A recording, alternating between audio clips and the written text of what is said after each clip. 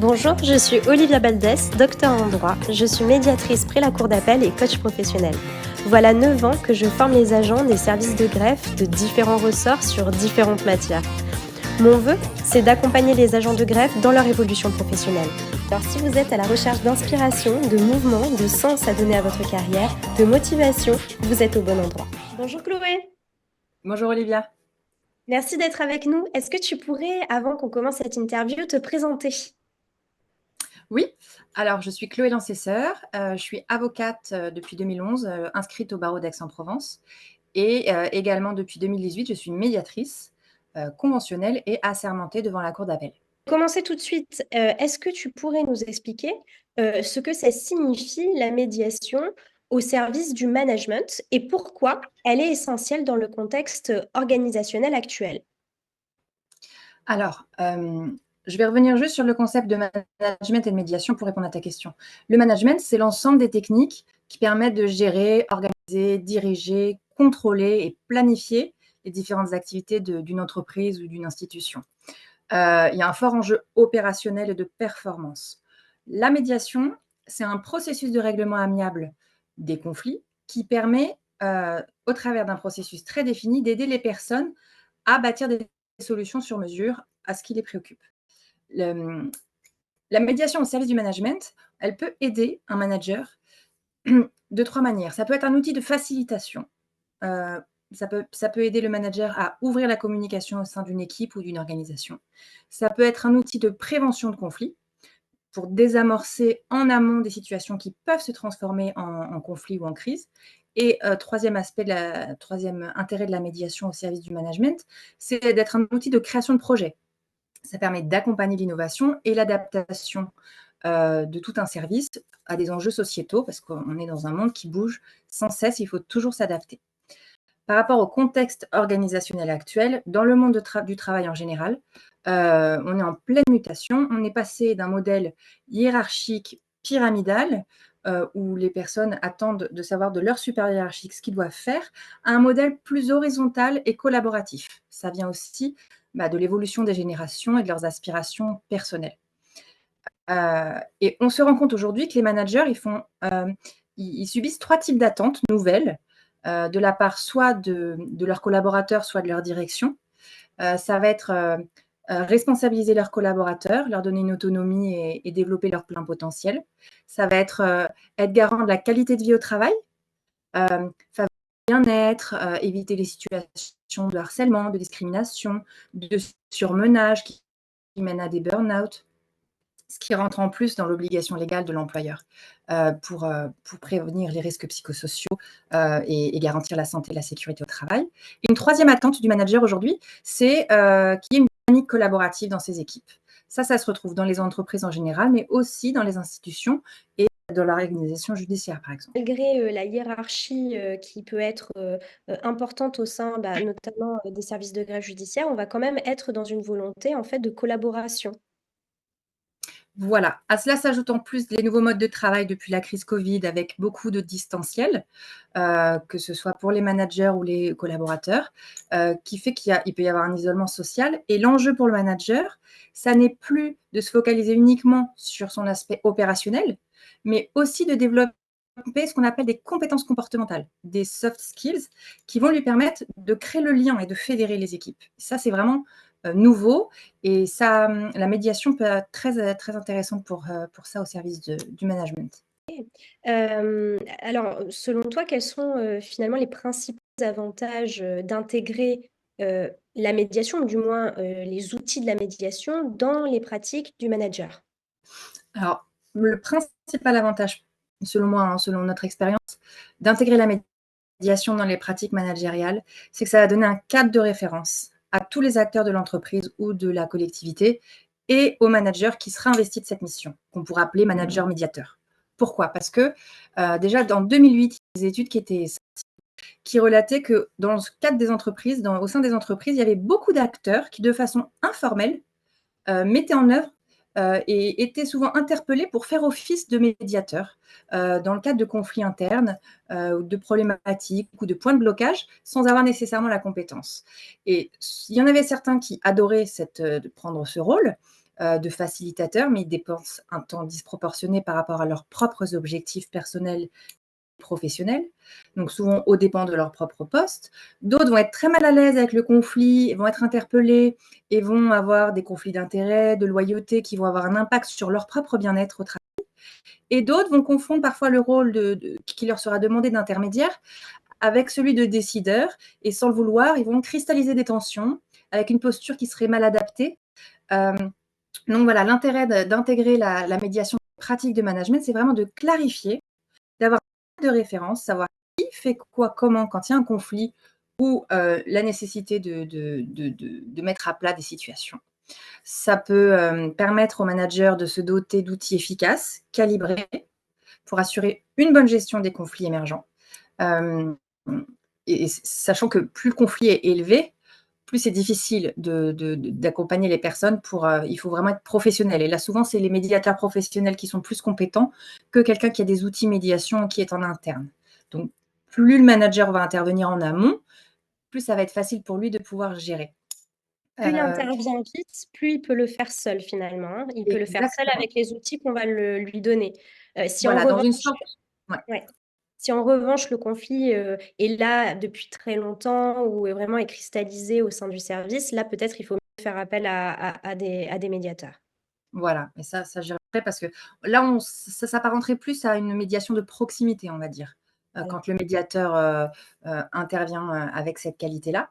Et puis ça va apporter aussi au manager des méthodes pour asseoir sa légitimité et donner une certaine, exemplarité. Parce qu'il va falloir qu'il gagne le respect, la confiance de ses collaborateurs pour intervenir avec cette casquette et de sa hiérarchie. Donc ça, toutes les techniques de médiation permettent vraiment d'incarner la posture, qui est une posture qui est différente de ce qu'on apprend dans les écoles quand on est manager ou dans les formations de base lambda de manager. Très bien, Voilà. OK.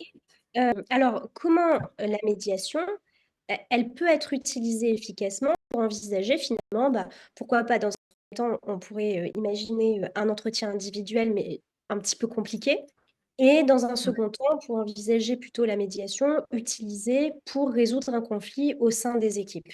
Alors d'abord le premier temps peut-être envisager au niveau d'un entretien individuel mais qui, risque d'être un peu compliqué. Alors, dans ce cas de la médiation individuelle, le manager, il est en face à face, c'est-à-dire qu'il a des choses à dire, il est un petit peu partie et aussi médiateur? Exactement, en fait, là, il va prendre une posture de médiateur, mais il a quelque chose lui-même à dire, à faire passer, un message à faire passer. Est-ce qu'il pourrait utiliser les outils de la médiation pour faire passer ce message qui risque d'être, bah, confrontant? Alors, normalement, le critère de base quand on est manager, médiateur, c'est qu'on ne doit pas directement être impliqué dans le conflit. Mais quand on est dans une situation qui arrive, hein, de face à face, on va dire, on est à la fois un petit peu impliqué, mais on a un rôle, bah, de discussion constructive, et on est obligé de passer un message à un collaborateur ou une autre personne avec qui on est en relation. Il y a des outils qui s'appellent l'approche médiation. L'approche Mmh. médiation, ça va permettre au manager, heu, d'emprunter des outils à la médiation sans être lui-même totalement médiateur. Parce qu'un médiateur, avant tout, il est impartial et il est indépendant. Là, s'il ne l'est pas, il va pouvoir, intégrer dans la discussion, des outils, heu, qu'on pourra aborder après, mais de communication, de techniques de communication, de posture, pour pouvoir aborder le mieux possible et essayer de dépassionner les débats, on va dire. Ça, c'est possible. Après, dans le cadre d'un groupe, quand le manager intervient parce qu'il y a un conflit au sein d'un groupe, Mmh. qu'il manage, là, il va servir d'interface. Il va pas être en face à face, il va faire l'interface et ça, c'est très intéressant parce qu'il va falloir qu'il change de posture et en ça, la médiation peut être utilisée très efficacement. Parce qu'il va falloir d'abord qu'il renonce à son pouvoir de décision et d'expertise, ce pouvoir qu'il a l'habitude de mobiliser en tant que manager. Dans cette posture de manager médiateur, il va falloir, qu'il mette de côté cette posture-là et qu'il adopte une posture la plus neutre possible, qui consiste à la fois à être en retrait sur les questions de fond du sujet, laisser vraiment la liberté à ses collaborateurs qui sont en conflit, bah, d'évoquer tout le fond, tous les sujets qui les importent, sans intervenir sur de quoi on parle et en parallèle être très présent sur le processus de la discussion, pouvoir bien l'accompagner, mentaliser ce qu'il est en train de faire, quelles sont les différentes étapes dans lesquelles il emmène son équipe pour réguler le conflit. Et ça s'apprend, hein, et c'est vraiment, passionnant et je pense que ça peut vraiment, améliorer, les compétences et le climat, dans l'équipe. Ça pose un climat de confiance, de confidentialité et ça permet d'éviter les situations un petit peu d'inquisition. Et ça permet aux individus qui sont du coup confrontés à l'équipe de se sentir, en sécurité, d'avoir la pleine parole, la pleine liberté de parole pour pouvoir vraiment évoquer les fonds des sujets. Heu, voilà. Contrairement à une situation où ils pourraient craindre leur manager qui se positionnerait mal en tant que médiateur, des conséquences derrière sur leur poste, leurs relations et cetera. Donc vraiment, il y a beaucoup de choses à faire et toute une posture à revoir et à apprendre. OK, et là, en fait, le manager, il va être garant un petit peu du cadre dans lequel va évoluer en ou les discussions, et les échanges entre les membres de l'équipe? Complètement.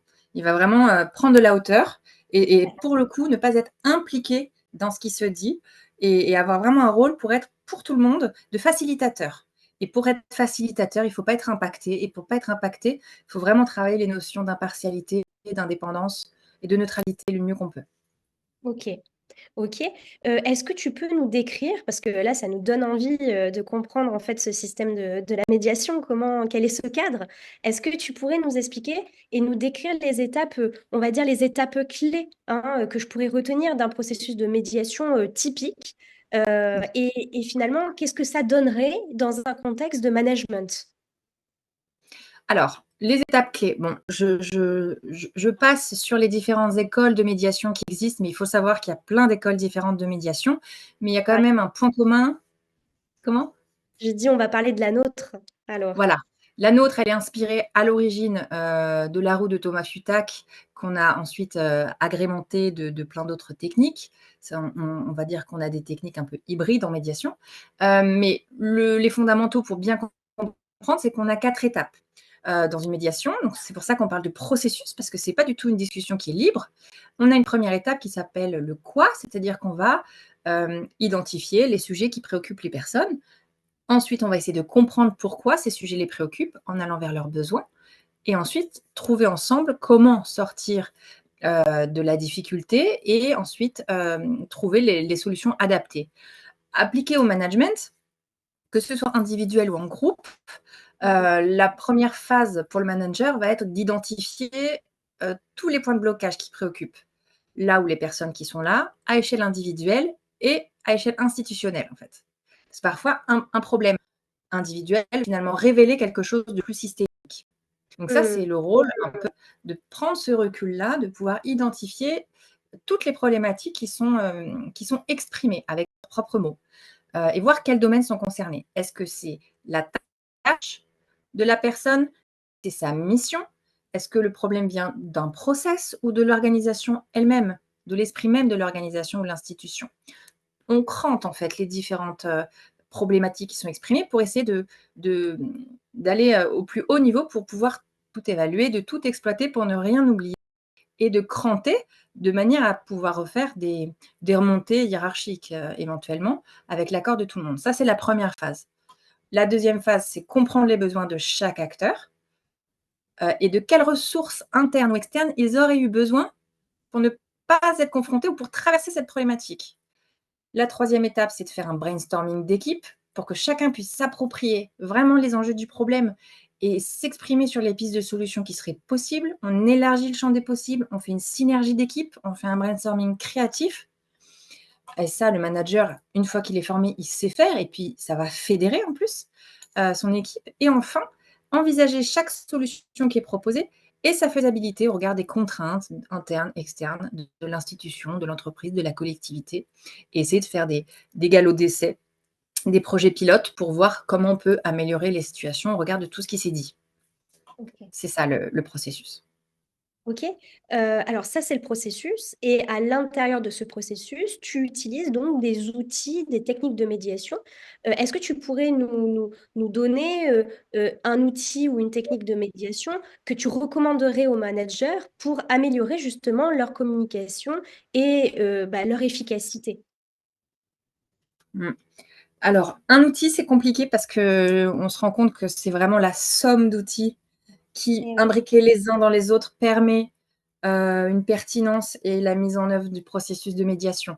Je peux les citer, hem, on va dire que pour faire une réponse, générale, l'entreprise, l'institution, la collectivité, c'est avant tout la réunion d'êtres humains autour d'un projet commun. Donc les outils fondamentaux, pour le manager, pour améliorer sa communication, son efficacité, c'est ce qu'on retrouve aussi dans le cadre de formations en développement personnel sur les interactions interpersonnelles. Ça va être, l'ouverture d'esprit, l'écoute, l'empathie, hem, avoir quand même une vision claire sur les notions, pour le coup d'impartialité, savoir ce que c'est que la neutralité, l'indépendance, savoir ce que c'est qu'une émotion, comment l'accueillir, comment la distinguer d'un sentiment, savoir connaître les différents besoins.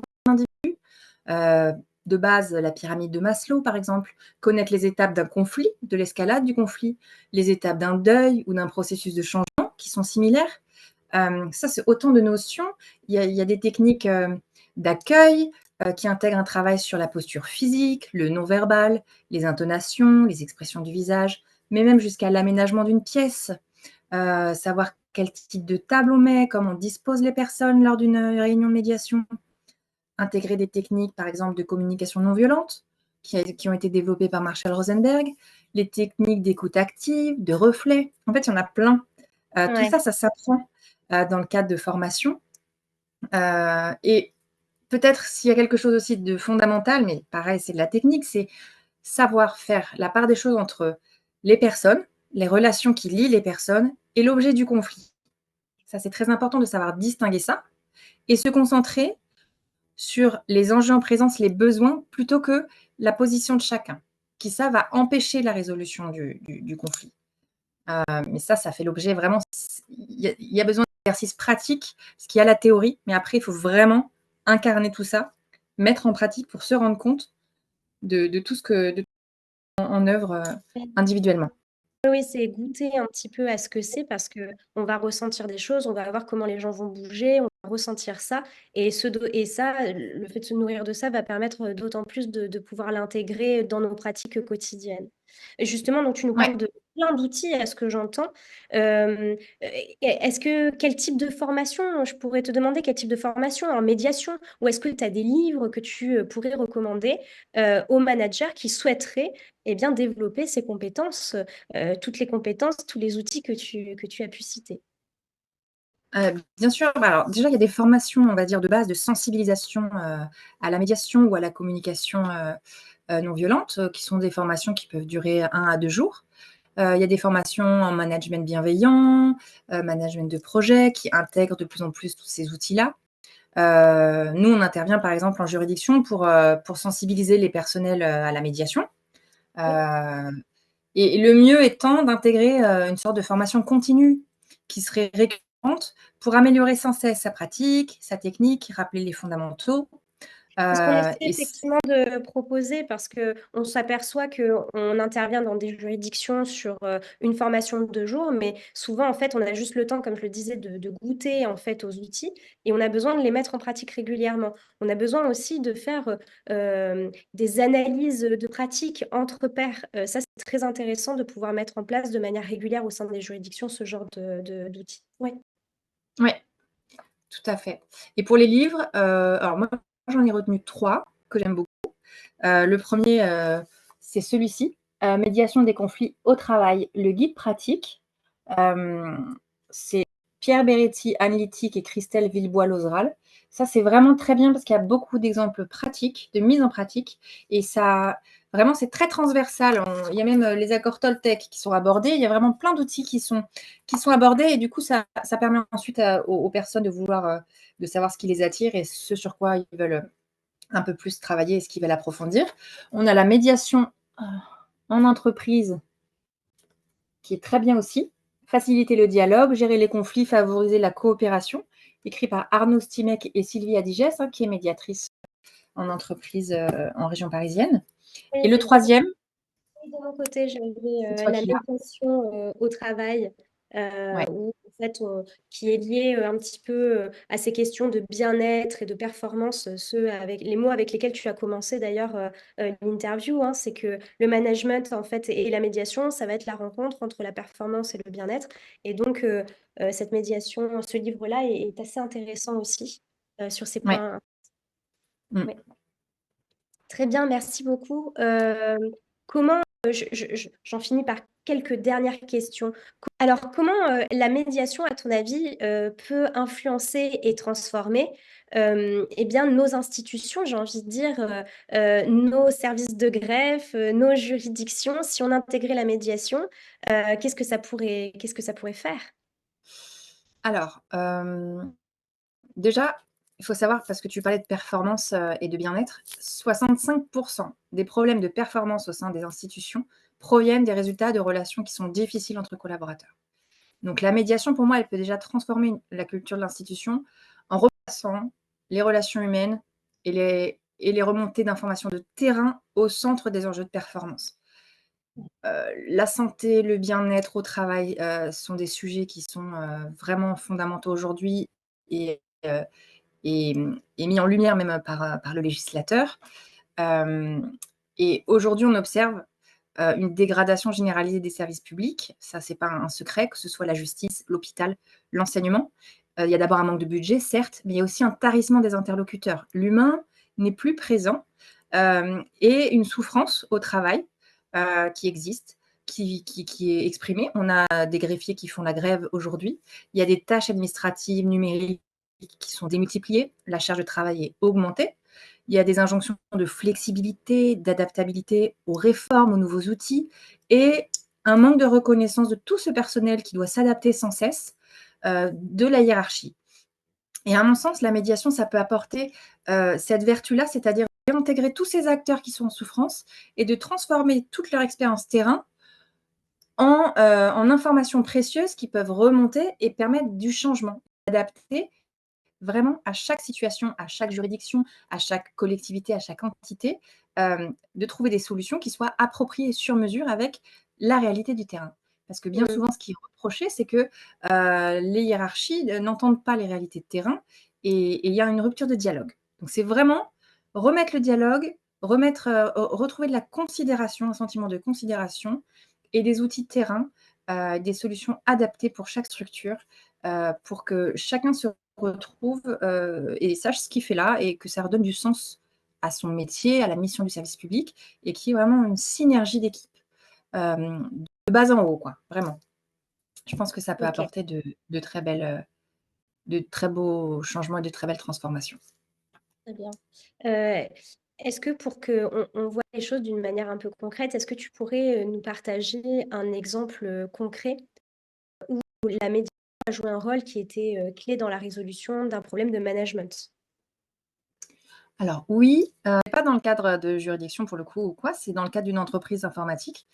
On est intervenu, Oui, parce qu'il y avait une problématique d'ordre relationnel, mais pas que, entre, un nouvel associé qui s'était associé au fils, de l'associé initial. En gros, à l'origine, dans la société, il y avait un associé et son fils et le père est décédé.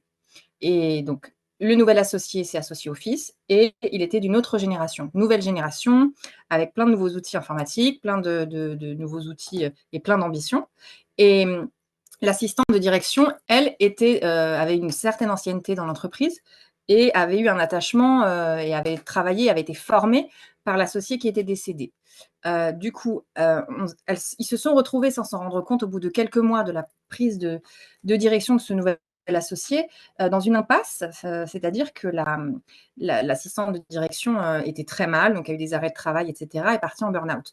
On a fait des médiations, on a été appelés et il s'est avéré, que, bah, justement, il y avait tout un travail de deuil et d'accompagnement au changement qui n'avait pas été, mis en lumière et dont le nouvel associé n'avait pas pris conscience. Donc une vraie souffrance de cette dame, quant à la perte de son mentor finalement, qui avait, créé un mode de gouvernance très familial, qui n'était pas le mode de gouvernance qui était, apporté par le nouvel associé, bien que ce soit aussi collaboratif, mais c'était pas les mêmes codes, en fait. Ils avaient vraiment pas la même carte du monde et à cela, en plus, lui avaient été imposés, des outils de gestion nouveaux, qui n'étaient pas du tout adaptés aux compétences, de cette dame et à sa manière de travailler depuis des années dans la structure. Donc elle a vraiment perdu ses repères, et la confiance et le lien qui aurait dû être créé avec ce nouvel associé n'a pas existé, et a fait défaut et elle a perdu totalement,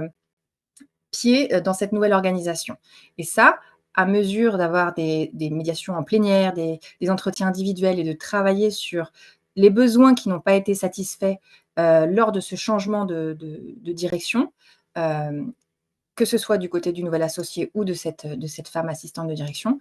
En travaillant là-dessus, chacun a découvert comment fonctionnait, l'autre, comment il fonctionnait lui-même et on a pu ajuster les besoins et les modes de communication. Ça passait même par, il me dit pas bonjour, il ne me demande pas comment va mon fils, là où avant l'ancien, associé le faisait. Des choses comme ça, donc ils ont organisé derrière un team building, voilà, des échanges, des moments d'équipe qui ont resserré le lien, qui ont créé le lien et voilà et ils ont aussi, rendu hommage, à l'associé disparu pour, voilà, pour valoriser sa mémoire. Voilà, il y a plein de petites, de solutions comme ça concrètes qui ont permis d'apaiser les souffrances, de se connaître, de comprendre et de repartir ensemble sous un nouveau jour avec des nouvelles méthodes adaptées à tout le monde et ça, c'était une belle réussite. Superbe. Très bien. Hem, Peut-être juste une dernière question, Chloé, comment tu vois l'évolution, du rôle de la médiation dans les pratiques de management à l'avenir? Je pense que, la médiation, elle va être, j'y aspire en tout cas, intégrée donc, comme on l'a dit, aux pratiques de management pour créer une médiation de proximité via les managers. Et je pense qu'elle peut être, aussi intégrée, auprès d'autres personnes, comme, les médecins, les infirmiers du travail, ou des syndicats, qui sont naturellement sollicités lorsqu'il y a un conflit. Je pense que la médiation, elle va avoir donc cet aspect proximité, d'urgence et également, je l'espère, elle va permettre aussi d'intégrer l'intervention de professionnels médiateurs dans des situations qui ne permettent pas l'intervention des médiateurs de proximité. Parce qu'il y a, un cadre légal très particulier, très délicat ou, des risques de harcèlement, de discrimination. En tout cas, la nécessité ou des hauts conflits, la nécessité de faire intervenir des professionnels pour aussi que les managers ne soient pas que des médiateurs.